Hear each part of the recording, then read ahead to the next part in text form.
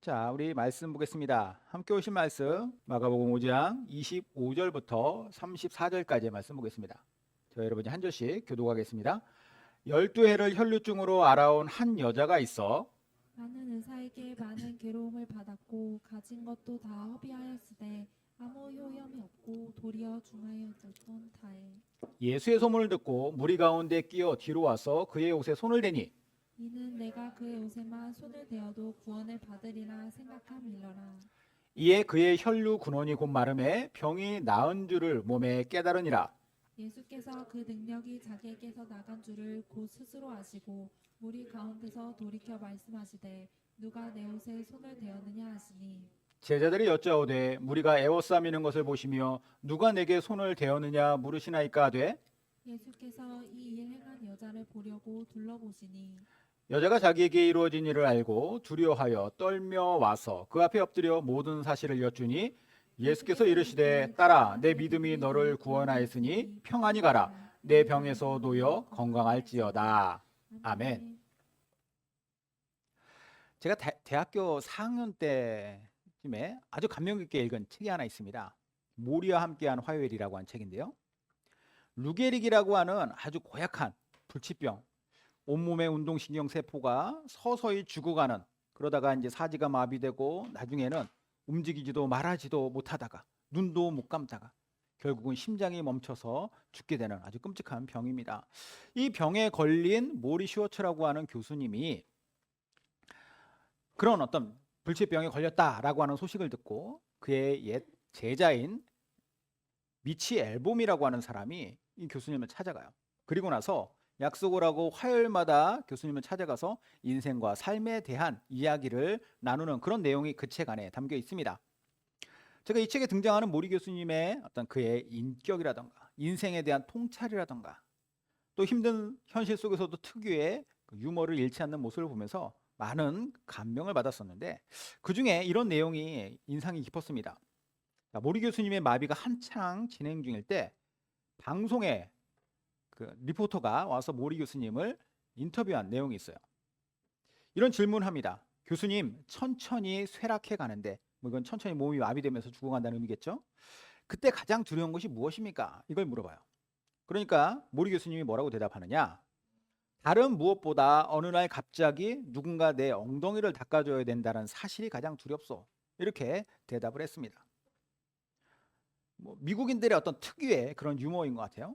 그런데 이게 유머인 것 같으면서도 또 한번 생각을 해보면 정말 그럴 수도 있겠다라는 생각을 했습니다. 그러니까 내가 단순히 수치스러울까 두렵다라고 하는 의미가 아니라 내 가족이 나로 말미암아서 이렇게 고통을 당할 것이다라고 하는 것이 정말로 그에게 있어서 두려움이 아닐까라는 생각을 했던 거죠. 그리고 나서 한 10년쯤 흘렀을 때 또 한 명의 미국 교수님의 책을 읽었어요. 마지막 강의라고 하는 책입니다. 미국의 카네기 멜론이라고 하는 아주 컴퓨터 공학으로 유명한 대학이 있죠. 그 카네기 멜론 대학의 교수인 랜디 포시라고 하는 교수님이 있어요. 이분은 최장암 말기 시한부 판정을 받았습니다. 아주 젊은 교수님인데 이분도 젊지만 아주 훌륭한 인성과 지성을 갖춘 분이셨습니다. 그가 학생들에게 했던 마지막 강의를 이렇게 책으로 엮은 것인데요. 거기에 두 가지의 인상 깊은 내용이 나와요. 첫 번째가 자기 18개월짜리 딸에게 남기는 말입니다. 클로이라고 하는 딸인데 클로이는 이제 겨우 18개월이기 때문에 지금은 이야기해 줄 수 없지만 충분히 나이가 들었다고 생각되면 언젠가 내 여자 동료가 했던 말을 꼭 들려주고 싶었다. 이는 모든 젊은 여성들에게도 좋은 충고가 될 것이다. 사실 이 말은 아무리 생각해도 지금까지 내가 들은 것 중에 최고의 조언이다. 근데 동료의 말은 이랬다. 시간이 오래 걸리긴 했지만 결국 깨달은 사실인데요. 여자에게 접근하는 남자들을 판단하는 방법은 아주 간단하답니다. 그들이 무슨 말을 하는지는 완전히 무시해버리고 오직 그들이 하는 행동만 집중해서 보면 됩니다. 이런 얘기를 했어요. 장성한 딸을 볼 수 없는 그것이 확실한 아버지가 딸의 미래에 대해서 응원하고 축복하는 내용이다라는 생각이 들었습니다. 두 번째도 인상적인 것은 이제 죽은 뒤에 남겨질 아이들에 대해서 이야기하는 거예요. 아이들이 자라면서 아버지를 가질 수 없다는 생각은 나를 고통스럽게 한다.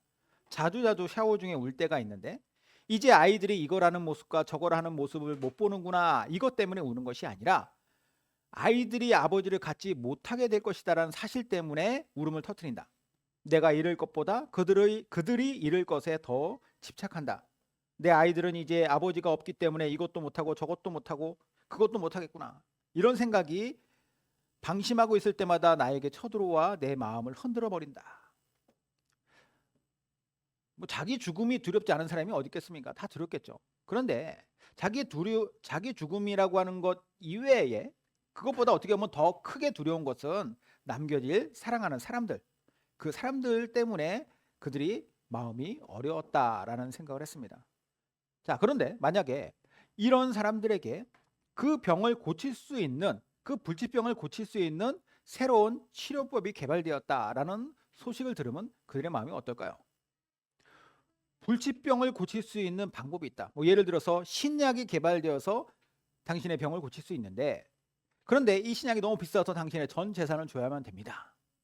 그러면 이 치료법을, 그 약을 사려고 누구든지 자기의 전 재산을 다 내어줄 거라는 생각을 해요. 격리된 채로 내가 사랑하는 사람과 살지 못하고 고통스러운 삶을 만약에 살아야 된다. 그러니까 이것이 죽음이 아니라 완전히 격리된 채로 살아야 된다라고 해도 역시 마찬가지일 거예요.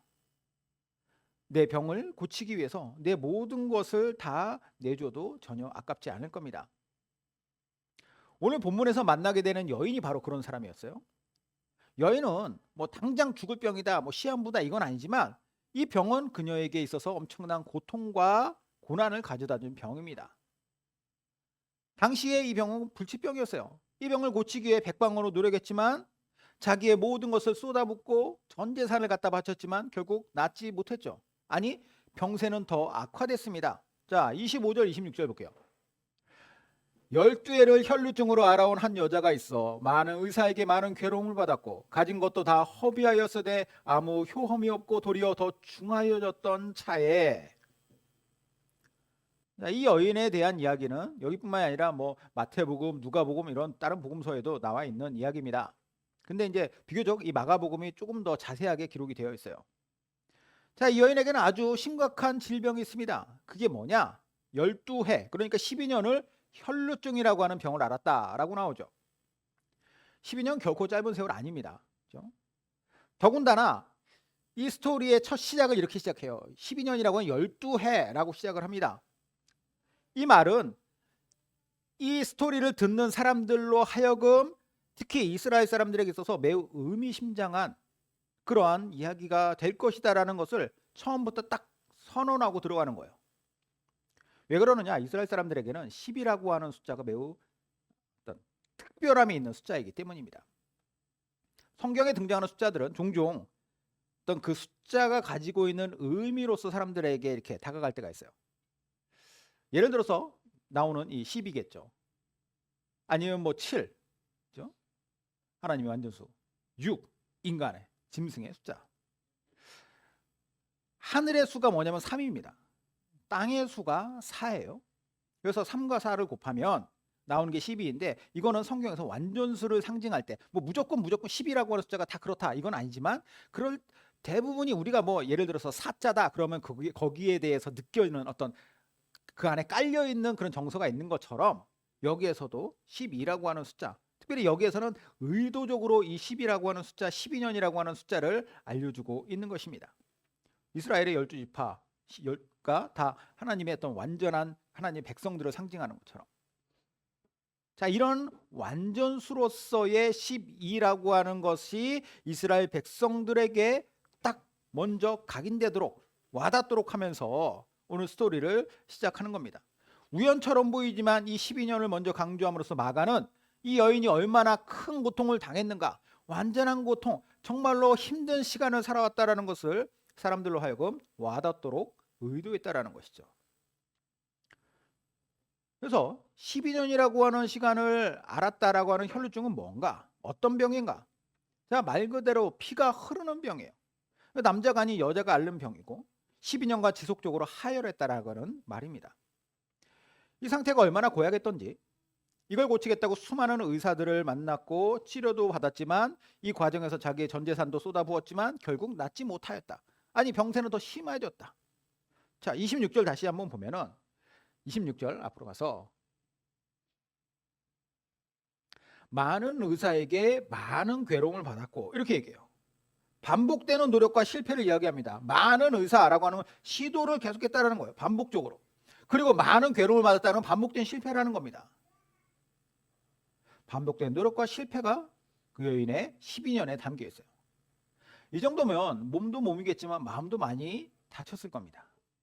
전 재산을 쏟아부어도 낫기만 하면은 그나마 그래도 위안이 될 텐데 낫지도 않았다?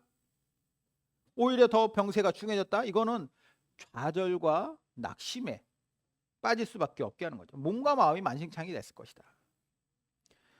여기에 이 여인을 더 힘들게 했던 것이 있으니 당시의 율법입니다. 자, 레위기에 보면은 당시 율법에 대해서 이렇게 기록하고 있어요. 레위기 15장 25절에서 30절입니다. 여인의 피의 유출이 그의 불결기 외에 있어서 여러 날이 간다든지 그 유출이 불결기를 지나든지 하면 그 부정을 유출하는 날 동안은 무릇 그 불결할 때와 같이 부정한즉 무릇 그 유출이 있는 날 동안에 그의 눕는 침상은 그에게 불결할 때의 침상과 같고 무릇 그의 앉은 자리도 부정함이 불결의 부정과 같으니 이런 것을 만지는 자는 무릇 부정한즉 옷을 빨고 물로 몸을 씻을 것이며 저녁까지 부정할 것이요 그의 유출이 그치면 7일을 센 후에야 정하리니 그의 제8일에 산비둘기 둘이나 집비둘기 새끼 둘을 자기를 위하여 취하여 회막문 앞 제사장에게로 가져올 것이요 제사장은 그 하나는 속죄제로 하나는 번제로 드려 유출로 부정한 여인을 위하여 여호와 앞에 속할지니라. 말이 어렵죠. 무슨 말인지. 근데 대충 어떤 느낌인지 아시겠죠? 여성의 생리와 부정이 연관되어 있다라는 의미입니다. 구약 성경에서는 피에 대해서 매우 무거운 율법적 규범을 정해놓고 있어요. 하나님께서 그렇게 정하셨죠. 가장 큰 거, 피를 이렇게 마시는 것에 대해서, 마시는 행위에 대해서 철저히 금합니다. 피에는 생명이 있으니. 그리고 피와 접촉하는 것에 대해서도, 특히 또 여자의 어떤 생리기관에 접촉하는 것도 강하게 금지하여 놓고 있어요. 불결기다 이렇게 얘기하는데 이것은 피가 그만큼 중요하다는 의미도 되겠지만 또 하나 이방 종교들은 피를 마신다거나 피와 관련된 어떤 그러한 행위들이 많이 있었기 때문이라 생각을 합니다. 그리고 여기에 뭐 그 외에도 위생 문제라든가 건강 문제도 여기에 어떤 이유로서 작용할 수 있겠죠. 어쨌든 당시에 이스라엘 사람들은 율법을 철저히 지켰기 때문에 이 율법주의 사회에서 혈류증을 12년간 앓았다? 그 말은 곧 이 여인의 고통이 얼마나 클 것인가. 이 병을 앓는 것이 그 여인의 잘못인 것처럼 사람들에게 여겨질 것이고 그것으로 말미암아 가족들과도 격려되어야만 했을 것이다. 이것을 우리는 충분히 예상해 볼 수 있는 것입니다. 그러니 당연히 재산을 팔아서라도 전 재산을 팔아서라도 병을 고쳐야죠. 그런데 돈만 날렸다. 허사였다. 다시 한번 좀 정리해서 이 여인의 고통에 대해서 한번 정리해서 보도록 하겠습니다. 무엇 때문에 이 여인은 고통스러웠을까? 어떤 고통을 받았을까? 먼저 신체적으로 육체적인 고통을 받았을 거예요. 그죠? 12년간 계속 하혈을 했으니 몸 상태가 어땠겠습니까? 얼마나 망가졌겠어요. 게다가 제대로 된 여성용품도 없던 2000년 전이에요. 그 시대에 얼마나 육체적으로 힘들고 불편하고 괴로웠을까? 자, 두 번째, 육체적으로만 아팠을까요? 정서적, 정신적인 고통도 심했을 겁니다. 그죠? 여성으로서 12년을 계속 하혈을 하면서 살아요. 일상생활이 자체가 불가능합니다. 언제 죽을지 모른다는 불안감이 항상 있었겠죠. 몸은 계속 쇠하여졌을 것이고 약해졌을 것이고 매일 매 순간이 불안과 스트레스 속에서 극심한 우울증에 걸리지 않으면 뭐 그러지 않는다라고 우리는 상상할 수가 없어요. 이렇게 육체적으로 정신적으로 고통을 당하기도 하지만 사회적인 고통도 심했을 겁니다. 아까도 말씀드렸지만 이게 생리혈이든 하혈이든 상관이 없어요. 그냥 이것을 당시에는 구분해서 이야기하는 것이 아니니까 같은 불결기에 속하는 여자라고 사람들이 보니 율법에서 시체를 만지면 부정하다고 했는데 아니 똑같은 기준으로 여인에 대해서 앉은 자리 누웠던 침상 어느 곳에나 닿아도 네가 불결해진다라고 얘기하니 사람들은 특히나 가족들은 이 여인과 접촉조차 할 수 없는 거예요. 반대로 여인도 가족들에 대해서 내가 적극적으로 나서서 접촉하거나 할 수도 없다라는 것. 격리된 삶, 철저히 고립될 수밖에 없는 그 삶이 이 여인의 사회적인 고통이었을 겁니다. 자, 이렇게 육체적으로, 정신적으로, 그리고 사회적으로 고통스럽고 지옥 같은 나날을 살아가는 여인에게 일생일대 소문이 들려옵니다. 천년에 한 번 있을까 말까 한 기회, 천재일우라고 하죠. 엄청난 기회가 찾아온 거예요. 그 소식을 들었습니다. 어떤 병이든 고칠 수 있는 예수님이 그녀의 동네에 오신다. 아마도 이 소식을 들은 여인은 딱 직감했을 겁니다. 이거다. 여기에 이 예수님 만나지 않으면 나는 안 된다. 마지막 기회라고 생각했을 거예요. 근데 이 기회는 좋은데 이 기회를 잡기에는 너무 큰 방해 요소가 있습니다. 솔직히 여인이 예수님께 가서 치유를 받으려면 어떻게 해야겠어요? 예수님이 오시다가 뭐 동네에 지나가시다가 어디에서 쉬고 계시면 예수님한테 가서 조용히 저 치유받기 원합니다. 그러면서 저쪽에서 좀 이렇게 조용히 나에게 안수기도 해주십시오. 뭐 이럴 수 있는 거죠. 나에게 선언해 주십시오. 선포해 주십시오. 할 수 있는 거죠. 그런데 예수님이 이 당시에 이 마을로 오실 당시의 상황은 예수님 혼자 계실 수 없는 상황. 아니 최소한 제자들하고만 같이 있는 그런 상황도 아닙니다. 왜 그러느냐? 오늘 보면 바로 앞에 그런 이유가 나와요. 우리 25절부터 시작했으니까 그 앞으로 좀 가보죠. 회당장 중에 하나인 야이로라 하는 이가 와서 예수를 보고 발 아래 엎드려 간곡히 구하여 이르되 내 어린 딸이 죽게 되었사오니 오셔서 그 위에 손을 얹으사 그로 구원을 받아 살게 하소서 하거나 이에 그와 함께 가실새 큰 무리가 따라가며 애워싸 밀더라. 그리고 나서 이제 25절에서 12의 혈루증 여인이 나오는 거예요. 이때 예수님은 어떻게 움직이고 계셨느냐? 회당장 야이로가 자기 죽을 딸을 살리기 위해서 예수님께 찾아가서, 뭐 동네에서가 아니에요, 근처가 아니라 예수님께 멀리까지 찾아가서 거기에서 예수님께 엎드려 부탁을 한 거죠. 회당장이 누굽니까? 이 당시에 이스라엘에 있어서 지역사회의 중심은 회당입니다.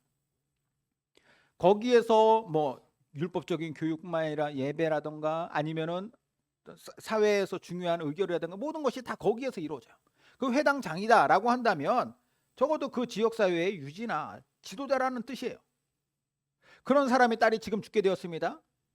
참고로 이 딸은 12살. 의도적으로 또 뒤에서 또 이 딸이 12살이었다라고 얘기를 해요. 여하튼 이 딸이 죽게 되었고 실제로 죽습니다. 그래서 예수님께서 나중에 이 딸의 집에 가가지고 사람들이 다 죽었다고 얘기할 때 예수님께서 아니다라고 얘기하시면서 딸아 일어나라, 아이야 일어나, 소녀야 일어나, 달다굼 해가지고 이 아이를 살리시는 일이 있죠.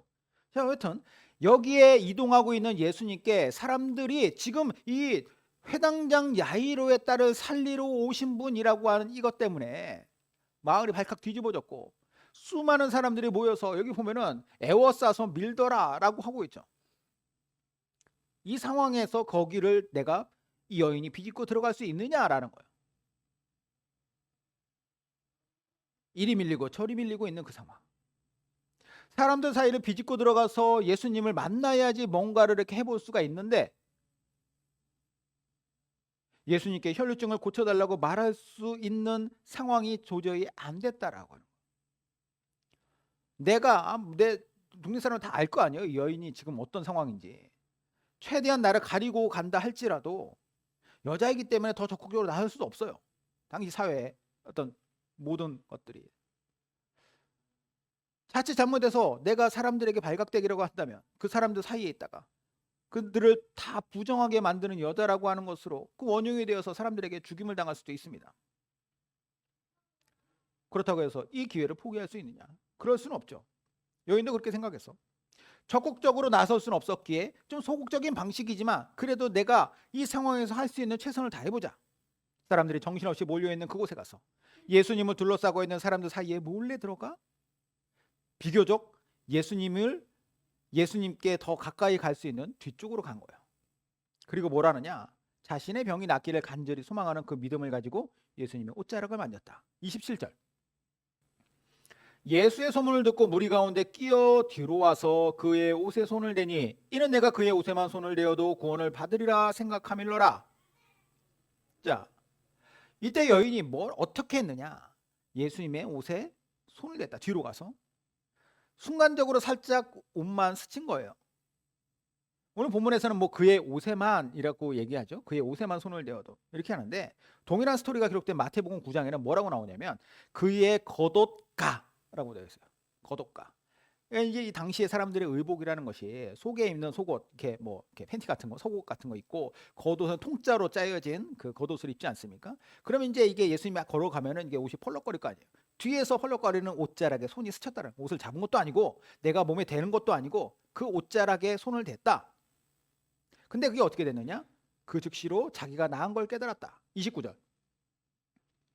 이에 그의 혈루 근원이 곧 마름에 병이 나은 줄을 몸에 깨달으니라. 이에 인과관계를 나타내는 표현이에요. 옷자락에 손을 대었기 때문에 병이 나았다. 혈루 근원이라고 하는 문제가 해결되었다. 근데 이게 곧 말랐다라는 거죠. 원인과 결과가 명확해요.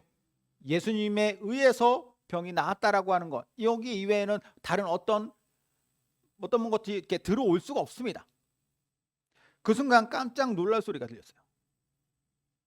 여인은 이제 자기가 병이 나았다는 사실을 깨달았으니까 조용히 사람들 사이에 붙여서 다시 집으로 돌아가면 됐는데, 깜짝 놀랄 소리가 30절에 예수께서 그 능력이 자기에게서 나간 줄을 곧 스스로 아시고 무리 가운데서 돌이켜 말씀하시되 누가 내 옷에 손을 대었느냐 하시니, 누군가 내 옷에 손을 댔다. 내 치료의 능력으로 누군가 나았다. 예수님 말씀하세요. 당연히 예수님은 아시겠죠. 그럼 거기까지는 좋은데 왜 예수님은 굳이 자신의 옷을 누군가 만졌다, 누가 이랬느냐, 사람들 사이에 범인이 있다라고 말하는 것처럼 이야기하시는가? 좀 이상해 보이지 않습니까? 평소 예수님에 대해서 그분의 인격이라면 이러지 않을 것 같은데. 예전에 이 본문 보면서 이런 생각했어요. 좀 아쉽다. 예수님 뭐 내 능력이 이 정도다라고 자랑하려고 그러나? 자존심이 밟힐 수 있는 상황이잖아요, 지금. 요청해서 된 것도 아니고 자기가 스스로 그렇게 몰래 해가지고 예수님의 능력을 앗아갔다라고 사람들에게 욕먹을 수도 있는 것. 그냥 여인 쪽으로 누가 그랬는지 아니까 그냥 미소 한번 날려주고 가시면 훨씬 더 쿨하고 좋을 텐데 왜 그러지 않느냐라는. 예수님께서 누가 내 몸에 손을 대느냐 이렇게 얘기하시니까 제자들이 이렇게 얘기를 해요.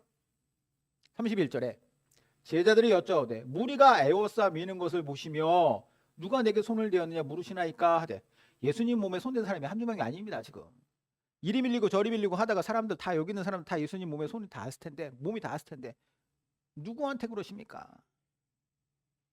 이렇게 말할 때 예수님은 어떻게 하시느냐, 그냥 멈춰 섭니다. 멈춰 서서 찬찬히 둘러보셨다라고 32절에 이렇게 나와요. 예수께서 일을 행한 여자를 보려고 둘러보시니, 여기 둘러보시니 미완료형 동사, 계속해서 봤다라는 거예요. 행동을 멈추지 않고 계속 쳐다보셨다. 예수님이 누군지 너무 궁금해가지고 나랑 눈 피하는 사람이 범인이야 이렇게 하는 게 아니라 누군지 아시는데 여인에게 자신을 드러낼 기회를 주셨다라는 거예요. 기다려줬다. 그러자 결국 여인은 자기를 드러냅니다. 그러면 병이 나았으니까 좋아하면서 자기를 드러냈을까요? 아니면 좀 뻔뻔하게 그 능력 좀 빌렸다 이렇게 얘기하면서 드러냈을까요? 여인의 모습을 묘사한 게 33절입니다. 여자가 자기에게 이루어진 일을 알고 두려워하여 떨며 와서 그 앞에 엎드려 모든 사실을 여쭈니. 자, 자기에게 일어난 일은 누구보다 더 잘 알잖아요, 자기가, 여자가. 그러니까 예수님 앞에서 세 가지의 반응을 보이는데, 첫 번째는 두려워하면서 떨었다. 이거죠? 두려워하며 떨었다. 그리고 두 번째는 그 앞에 엎드렸다.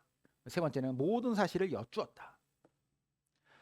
여기 쓰인 두려워 떨었다라고 하는 표현은요, 경외심으로 인한 두려움과 떨림이에요. 이게 뭐냐면, 내가 예수님의 옷자락을 만지기 이전부터 나는 예수님에 대한 나의 병을 고칠 수 있을 만한 분이라는 것에 대한 신뢰와 믿음이 있었는데, 실제로 이것이 명확하게 그렇게 이루어졌으니 나는 이분이 진짜 메시아다라고 하는 믿음이 확실해진 겁니다. 그러니까 두려움은 내가 다시 그분 때문에, 그분의 노여움을 사서 나의 병이 다시 도질까? 원래 원상태로 복귀될까? 아니면 나에 대해서 호통은 칠까? 이것 때문에 두려움이 아니라 그분이라고 하는 존재 앞에서의, 특별히 예수님 앞에서 느끼는 어떤 신앙적인 이유 때문에 경외함을 가졌다라는 거예요. 그렇기 때문에 그 앞에 엎드린 거예요. 이 앞에 엎드린 것은 잘못했습니다, 뭐 용서해 주십시오, 이게 아니라 그분이 어떤 분이신지를 신앙 고백으로서 하는 엎드림입니다. 메시아 앞에서 엎드림, 나의 신앙의 대상입니다. 여담이지만 이 천주교에서 사용하는 그 외경에 보면은 이 여인의 이야기가 나온대요. 예수님이 십자가에 달리실 때 골고다 언덕이라고 하는 곳으로 그 길을 오르잖아요. 비아돌로로사라고 하는 고통의 길을 이렇게 오르실 때에, 우리 이제 패션 오브 크라이스트 보면은 그런 장면이 나옵니다. 어떤 여자가 나와가지고 예수님이 이렇게 얼굴에 피와 땀을 닦을 수 있도록 수건을 이렇게 내주는 장면이 나오죠. 그죠? 그 여자가 이 여자다라고 외경에는 쓰여 있다고 하는데 우리는 뭐 외경은 이게 뭐 정경으로 우리는 치지 않으니까 사실인지 아닌지 모르겠어요. 하지만 분명한 것은 이 여인은 이때 이후로 예수님을 끝까지 잘 믿었으리라는 것은 우리는 전혀 의심할 수 없습니다. 이렇게 여인이 예수님 앞에 엎드려 모든 사실을 얘기해요. 모든 사실이 뭐겠습니까? 내가 방금 무엇을 어떻게 왜 했는지 분명하게 얘기했을 거예요. 뭘 했습니까? 내가 병 낫기를 소원하는 마음으로 예수님 옷을 만졌습니다. 왜 했어요? 예수님이 어떤 분이신지에 대한 내가 신뢰를 가지고 믿음을 가지고 이렇게 했습니다. 어떤 일이 일어났느냐? 나의 병이 정말로 내가 확실하게 나았음을 내가 확신할 수 있습니다. 이렇게 얘기할 때 예수님께서 하신 말씀이 34절입니다. 예수께서 이르시되 딸아 내 믿음이 너를 구원하였으니 평안히 가라. 내 병에서 놓여 건강할지어다. 여기서 눈에 띄는 게 뭡니까? 딱 눈에 띄는 거. 딸아. 예수님 나이가 이때 한 30세 좀 넘었을 텐데, 그죠? 딸아라고 하면 이 여자가 도대체 예수님보다 더 나이가 많을 수도 있는데 왜 딸아라고 하지? 그죠? 왜 딸아라고 부르신 걸까? 삼위일체 성자 하나님께서 그 하나님 성자 하나님이신 예수님께서 이 여인을 자녀로 인정하시는 거예요. 하나님의 백성이다. 하나님의 딸이다. 왜 인정하느냐? 당연히 믿음 때문이죠. 딸아 내 믿음이 너를 구원하였느니라. 예수님을 향한 믿음. 처음에는 내 병을 낫게 하실 수 있을 거라고 하는 어떻게 보면 지극히 자기에게 국한된 작은 믿음이 있을지 모르겠지만 이제 자신에게 일어난 일로 말미암아서 이분은 진짜 완벽한 하나님의 메시아가 확실하다. 그래서 엎드리는 진정한 믿음으로 지금 주님 앞에 있기 때문입니다. 예수님께서 하신 건 뭐냐? 이 자리에서 공개적으로 이 여인의 믿음을 선언하신 거예요. 인정해 주신 겁니다. 그러면서 평안히 가라 내 병에서 놓여 건강할지어다. 무슨 의미일까요? 이제 완치됐으니까 앞으로 너 건강관리 잘해라. 격려하면서 배웅하는 의사처럼 이렇게 얘기하는 걸까요? 아니에요. 평안히 가라. 그 말과 병에서 놓여 건강할지어다. 이 말은 이 여인이 이제까지 겪었던 육체적, 정신적, 사회적 고통을 일거에 벗어날 수 있었음을 벗어났음을 선언하고 선포해 주신 겁니다. 이제 더 이상 혈류증 때문에 육체적으로 힘들게 고생할 필요 없다. 12년 그렇게 고생한 너의 모든 고생은 이제 끝이다. 이제 더 이상 언제 쓸쓸히 죽을지도 모를 것이라는 그 염려와 정신적인 스트레스에 시달리지 않아도 된다. 이제 더 이상 사랑하는 사람들을 만지지도 못하고 사람들이 있는 곳엔 가지도 못하고 사회에서 완전히 격리돼서 부정한 여자라고 낙인 찍혀 살 필요가 없다. 예수님의 부르심과 선포에는 이 모든 문제들을 일거에 다 해결하고 풀어주시는 따뜻한 배려와 은혜가 있는 것이죠. 예수님이 바로 이런 분이시다라는 겁니다. 예수님을 만난 사람들에게는 표면적인 문제와 내면적인 문제, 궁극적으로는 구원이라고 하는 영적인 문제까지도 다 해결이 돼요. 그렇게 해결해 주시는 분이 예수님이시죠. 왜 그러느냐? 그분은 메시아이기 때문이다. 저와 여러분이 믿는 분이 바로 이런 분이십니다. 오늘 이 사실을 다시 한번 우리가 감사하길 바라요.